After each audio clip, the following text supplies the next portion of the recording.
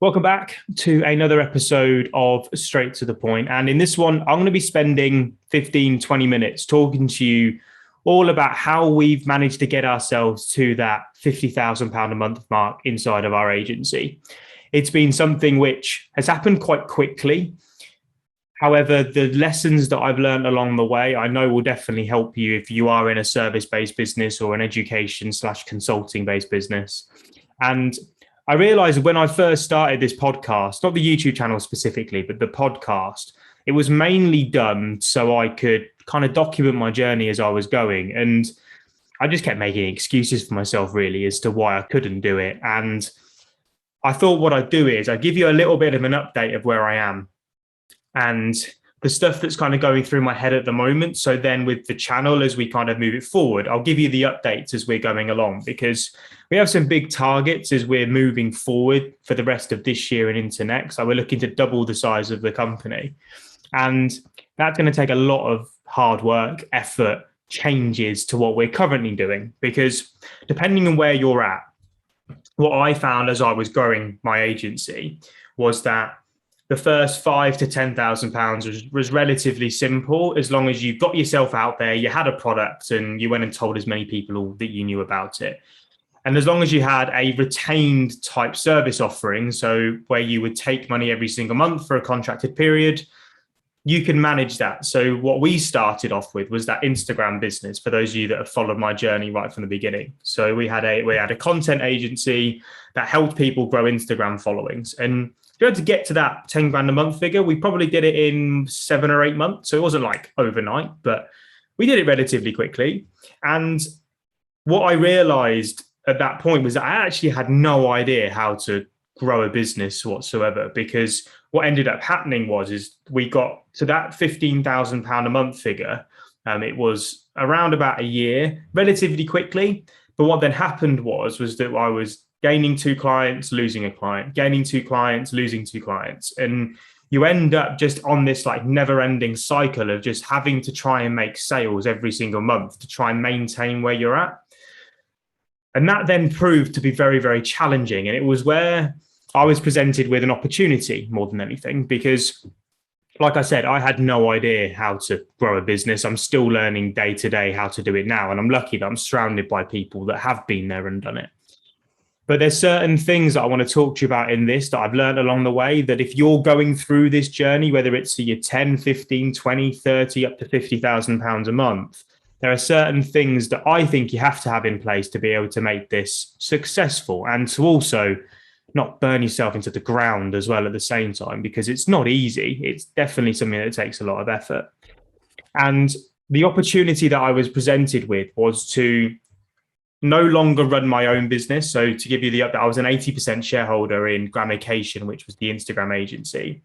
And I decided to partner with the 2 people that we were doing kind of like referral business with. So Sam Raffling had a LinkedIn agency, and then my business partner at the time, Nick, who was the other 20% shareholder in Gramication, we decided to all come together to form Pipeline 44, which is predominantly LinkedIn marketing and then digital marketing process put together. We help people get more clients via content and prospecting, and then strategy, connecting them together. And that was the first big decision that I made that helped me move forward, because at the time when I was inside of Gramication at that £15,000 a month figure, I was on my own. I had a couple of staff members that were really helping me out. However, that strategic knowledge of having people around you to push you in certain directions really helped me move forward. And I'll be really, really honest here. At the time, I had 10 pieces of content a month. I had 20 pieces of content a month. I had 30 pieces of content. I had so many different packages where the profitability, not to get too complex, right, but the profitability of those different packages really held me back.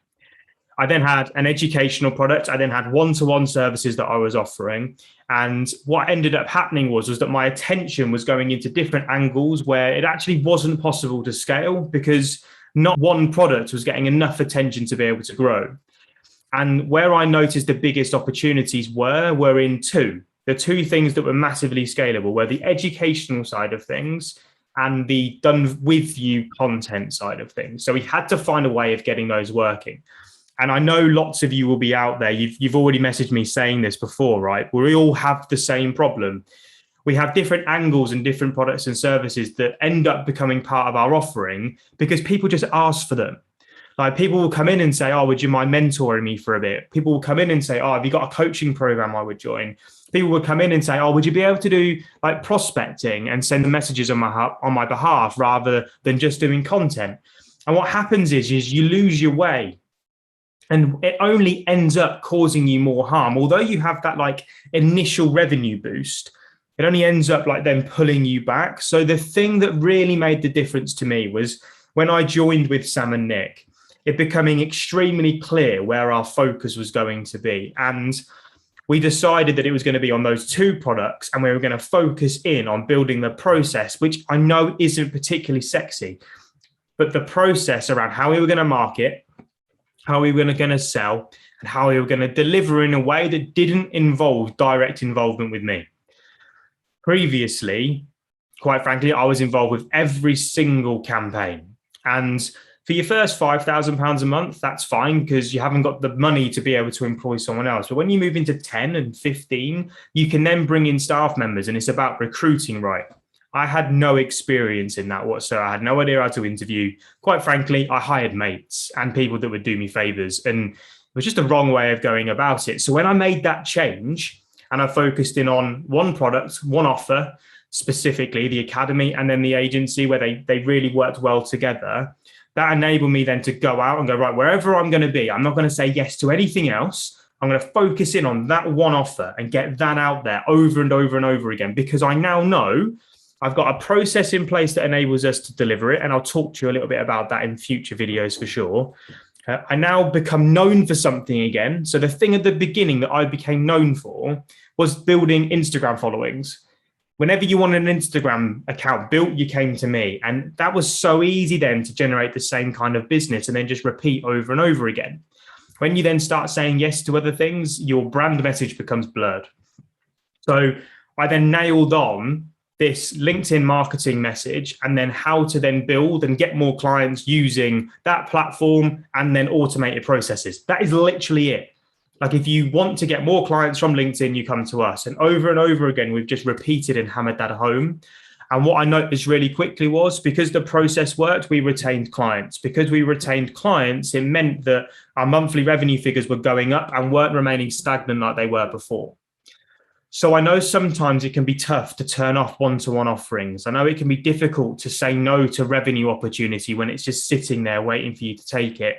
However, it's in your best interest if you want to grow past that £20,000, £30,000 a month figure to nail down one specific offer at the right price so you can then move that forward and just replicate it over and over and over again. The second thing that I learned along the way was the importance of building your network and not just like getting to know random people, being really targeted in who you're trying to get to know and understanding why you're getting to know them. Sometimes people think negatively about this. However, I was for a period, especially over the last 6 to 12 months, I've been really selective about where I've been spending my time and who I've been spending my time with, because the more people that know what I do, the more business comes my way. I've said that time and time and time again. Such a simple analogy, right? But it's so true. However, to be able to get the right product offering in front of the right people, there's certain types of events that you want to attend. There's certain places that you want to speak at. And I didn't turn down opportunity to go out there and network and speak. Not at all. I still went out there. However, I was making it more of a priority to where there was a choice between an event where there was going to be more, I guess, experienced business people that were going to really need our offering versus the real beginners who couldn't afford agency services. Where there was that choice, I was opting for the places where there was more experienced people. That sounds really simple. However, I fell into the trap of just being busy. And this is something that I know loads and loads of people also fall into the trap of. And this is the thing that holds you back. And once I suddenly changed my outlook and started to focus in on the places that I was going to get the best results. That was when the relationships that I built generated even more word of mouth referrals. The way that then we were collecting social proof and helping these types of clients, that then brought in their friends and their networks because they were getting the results as well. So what we found was we weren't fighting for business every single day.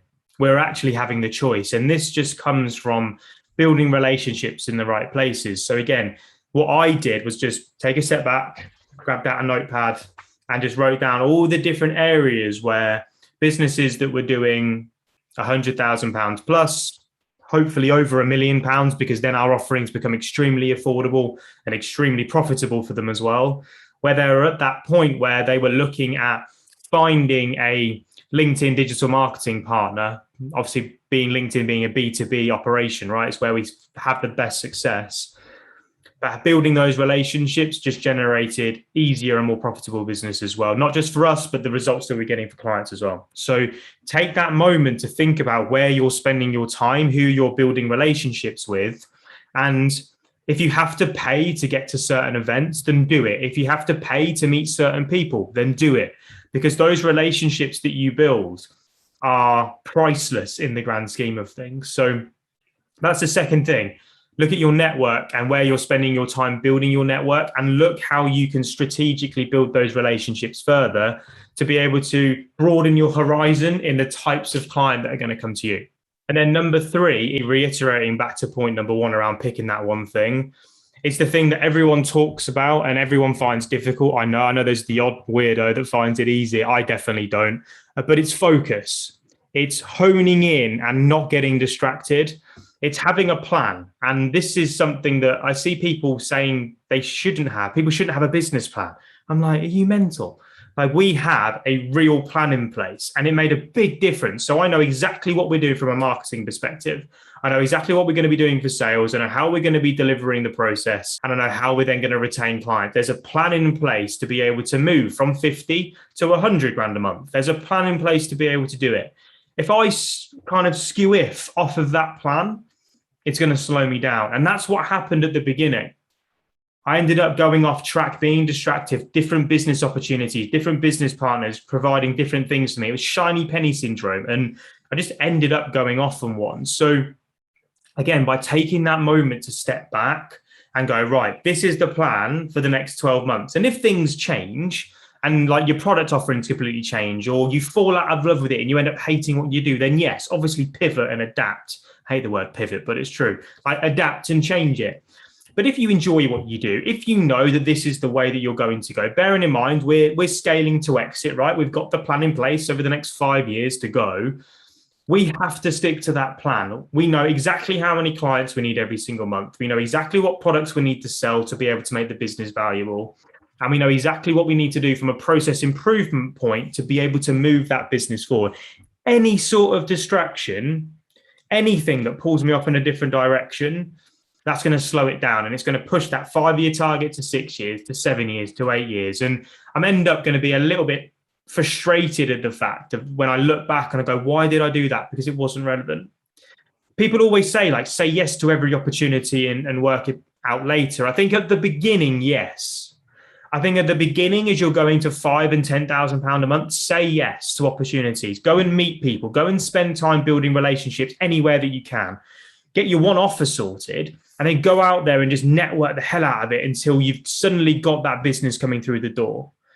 However, when you go through and you start moving into that £20,000, £30,000, £40,000, £50,000 a month, you need a plan in place to be able to sustain it. It's one thing making that money 1 month. It's such a different story keeping it for 6, 12, 18 and scaling through. And that comes from extreme focus and discipline. So that's a little bit about where we are. I haven't told you everything. I'll probably drip feed in different pieces of like the journey along the way. But what I am going to do is going to keep updating you. I was going to vlog, right? However, the vlog was a distraction. And also I realized the majority of my life is spent in this room, not really doing much. Like I've got a client meeting tomorrow. It's a prospect that we're going and talking about, like a training with, and rolling out the academy to a number of different businesses too. However, like that's probably like one meeting that I've had in the last 6 weeks that haven't been on Zoom and in the office. So it's not particularly exciting, I do share like insights of my journey on my Instagram. If you are wanting to see like behind the scenes of a marketing agency of our size, we're not massive, but we are growing and we are learning a lot. And I want to share this with you, really, the good, the bad, the ugly, the stuff that we're struggling with. When we lose clients, I'm going to talk to you about why. When we gain clients, I'm going to talk to you about why. And I'll talk to you about the process and building the team. So if that's something that interests you, then just hit that subscribe button. Let me know by hitting that like button as well that you're here. And if you have any questions around what we're doing, or if you have any suggestions of videos, just drop them in the comment section below, or drop me a message wherever it is easiest for you. All the links are below in the description. I hope that's been helpful. And yeah, I'll see you all in the next episode. Bye-bye.